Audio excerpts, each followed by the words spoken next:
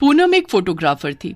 उसे अक्सर काम के सिलसिले में नए नए शहर घूमने का मौका मिलता रहता है। इस बार पूनम को एक एड फिल्म शूट करने का मौका मिला था और इसके लिए उसे कश्मीर जाना था। पूनम बहुत खुश थी क्योंकि कश्मीर एक ऐसी जगह थी जहाँ पर वो बचपन से ही जाना चाहती थी। वाह, आखिरकार मुझे कश्मीर जाने का मौका मिल ही गया। कब से इंतजार था मुझे इस पल का। वेट फॉर मी कश्मीर, मैं आ रही हूँ। पूनम अपनी ऑफिस की टीम के साथ कश्मीर पहुंच जाती है और एक होटल में रुक जाती है।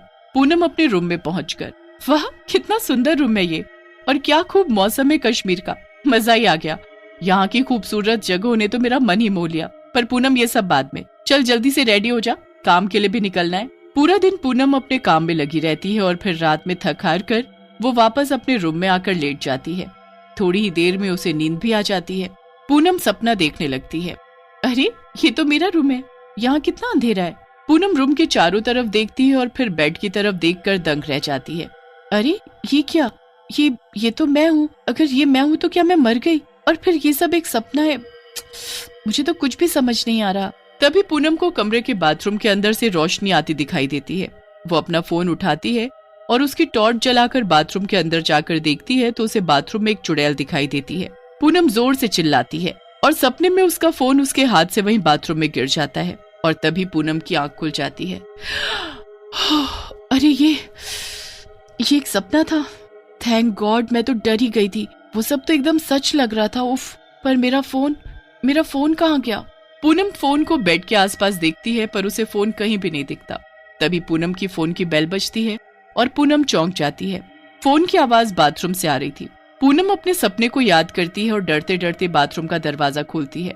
बाथरूम खाली था और पूनम का फोन वहीं पड़ा हुआ था जहां उससे वो सपने में गिरा था। पूनम जल्दी से बजते हुए फोन को उठा लेती है और बात करने लगती है। हेलो, कौन? दूसरी तरफ अभिषेक था जो पूनम का फ्रेंड और उसका असिस्टेंट भी था। अरे पूनम, मैं हूँ अभिषेक। तुम अब तक तैयार नहीं हुई? 10 बज रहा है, हमें शूट के लिए निकलना है।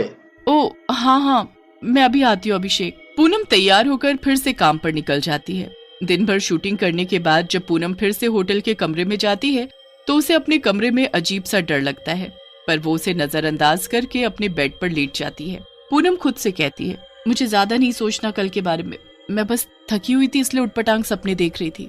थोड़ी देर में पूनम को फिर से नींद आ जाती है और पूनम फिर से वही सपना देखने लगती है। अरे ये सब क्या हो रहा है? मैं फिर से इस जगह पर वापस आ गई। यहाँ कितना अंधेरा है। पूनम कमरे की लाइट्स ऑन करती है और देखती है कि वो पिछली रात की तरह ही बेड पर सो रही थी। हे भगवान, ये सब क्या हो रहा है और मैं फिर से बेड पर कैसे?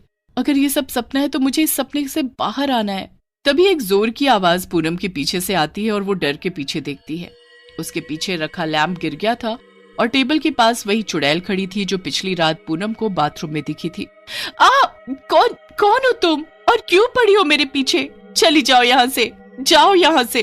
पूनम डर की वजह से जोर जोर से चिल्लाने लगती है और चुड़ैल को इससे गुस्सा आ जाता है। चुप हो जा लड़की। और गुस्से में चुड़ैल पूनम को हवा में उड़ाने लगती है। बोल और चिल्लाएगी? नहीं, प्लीज मुझे छोड़ दो, प्लीज। मुझे इस सपने से बाहर जाना है। मुझे भूतों और चुड़ैलों से बहुत डर लगता है, छोड़ दो मुझे। ओह, ऐसी बात क्या? तब तो तुझे डराने में और ज्यादा मजा आएगा। नहीं, माफ कर दो मुझे, छोड़ दो मुझे। ठीक है, जैसा तुम कहो। इतना कहकर चुड़ैल पूनम को हवा में उड़ाना बंद कर देती है, जिससे कि पूनम धड़ाम से जमीन पर गिर जाती है और उसका सपना फिर से टूट जाता है। हे भगवान, ये कैसे सपने आ रहे हैं मुझे? नहीं, ये सपना नहीं था बल्कि सच था। मुझे पता है ये सब सच था।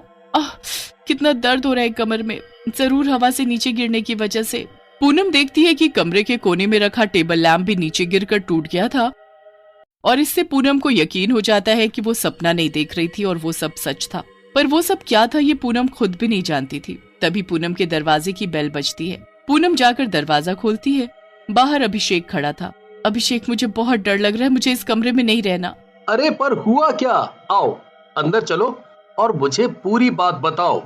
जैसे ही अभिषेक अंदर जाता है और कमरे में टूटे हुए लैंप को देखता है तब वो डर जाता है। क्या बात है पूनम, क्या रात में कमरे में कोई घुसा था? नहीं अभिषेक, कमरे में नहीं बल्कि मेरे सपने में। पूनम अभिषेक को सारी बात बताती है पर अभिषेक को उसकी बात पर यकीन नहीं होता। ये सब तुम क्या कह रही हो पूनम? जरूर तुम्हें वहम हुआ होगा थकान की वजह से। इतना टेंशन मत लो यार। चलो काम पर भी जाना है। तुम्हें पता है ना ये प्रोजेक्ट हमारे लिए कितना इम्पोर्टेंट है।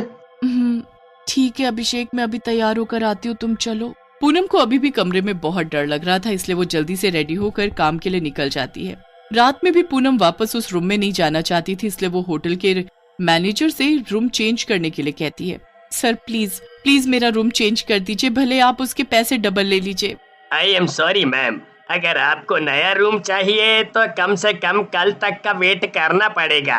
पूनम फिर से अपने रूम में पहुंच जाती है और खुद से कहती है, कोई बात नहीं पूनम, सिर्फ आज की बात है, कल तो मैं वैसे भी रूम चेंज कर लूंगी, कुछ नहीं होगा, डोंट वरी। पूनम खुद को दिलासा देती है और सोने के लिए बेड पर लेट जाती है, पर उसे सोने से डर लग रहा था। थोड़ी देर में पता नहीं कैसे पूनम को अपने आप बहुत तेज नींद आने लगती है और वो फिर से सो जाती है। पूनम फिर से सपने में पहुंच जाती है, पर इस बार पूनम ने फैसला कर लिया था कि वो डरेगी नहीं। डरना नहीं है पूनम, क्योंकि ये तुम्हारा सपना है और इसे तुम खुद कंट्रोल कर सकती हो। यहाँ पर अगर किसी के पास सबसे ज्यादा पावर है तो वो तुम हो, क्योंकि ये तुम्हारा माइंड है। तभी पूनम को फिर से वो चुड़ैल दिखाई देती है। क्या हुआ पूनम, तुम तो रूम चेंज करने वाली थी, मुझे लगा नहीं था कि तुम वापस इस कमरे में आओगी, पर मानना पड़ेगा तुम्हारी हिम्मत को। हाँ, मैं तुझसे नहीं डरती चुड़ैल। पर डरना तो चाहिए, क्योंकि आज मैं तुझे खत्म कर दूंगी। पर इस बार पूनम हार नहीं मानती। वो जानती थी ये उसका सपना है, इसलिए वो ज्यादा ताकतवर है। नहीं, मैं नहीं मरूंगी, अगर कोई मरेगा तो वो तू है। इतना कहकर पूनम जोर से चिल्लाती है और पास रखे लैम्प को फेंक कर चुड़ैल पर मारती है, जिससे चुड़ैल घायल हो जाती है। ये क्या किया तूने? ये मेरा सपना है और इस पर सिर्फ मेरा कंट्रोल है। इतना कहकर पूनम एक रॉड उठाती है जो वो शाम को अपनी सुरक्षा के लिए कमरे में लाई थी। अब जल्दी बता, तूने मुझे क्यों डराया, इससे पहले कि मैं तुझे मार डालूं? नहीं नहीं, अभी बताती हूँ। दरअसल कुछ महीनों पहले मैं अपने पति के साथ कश्मीर हनीमून मनाने आई थी, पर यहाँ पहुंचने के बाद मैंने मेरे पति को फोन पर बात करते सुना, जिससे मुझे ये पता चला कि उसने मुझसे शादी सिर्फ मेरी प्रॉपर्टी के लिए की थी और वो मुझे मारने वाला था। मैंने उसे बता दिया कि मैं सब जानती हूँ और मैं उसे डिवोर्स दे दूंगी। मैंने ये बोलकर एक दूसरा रूम इसी होटल में ले लिया। अगले दिन मेरी वापसी की फ्लाइट थी। उस रात जब मैं गहरी नींद में सो रही थी और सपना देख रही थी, तब मेरे पति ने कमरे में घुसकर मुझे मार दिया और मैं अपने सपने में ही कैद हो गई। तब से जो कोई भी इस कमरे में रहने आता, मैं उसे उसके सपने में जाकर डराती थी। प्लीज मुझे माफ कर दो। ठीक है, मैं तुम्हें माफ कर दूंगी, पर वादा करो तुम अब कभी किसी को नहीं डराओगी। पर फिर तुम्हारे पति का क्या हुआ? जैसा कि मैंने कहा, मेरे पति ने मुझे अपने प्लान के हिसाब से मार दिया, पर मैंने अपनी बहन को मरने से पहले सब बता दिया, इसलिए उसने मेरे पति को जेल भिजवा दिया। तो फिर तुम अब तक क्यों भटक रही हो? क्योंकि इस कमरे में उस टेबल के अंदर एक एनवेलप है जिसमें मेरे साइन किए हुए प्रॉपर्टी के पेपर्स हैं। मैंने मरने से पहले प्रॉपर्टी मेरी बहन के नाम कर दी थी। तुम अगर ये उस तक पहुंचा दो तो शायद मेरी आत्मा को शांति मिल जाए। ठीक है। तभी पूनम की नींद खुल जाती है और उसे होश आ जाता है। वो जल्दी से उठकर उसी टेबल के अंदर देखती है जहाँ पर चुड़ैल ने बताया था, और उसे वहाँ वही पेपर्स मिलते हैं।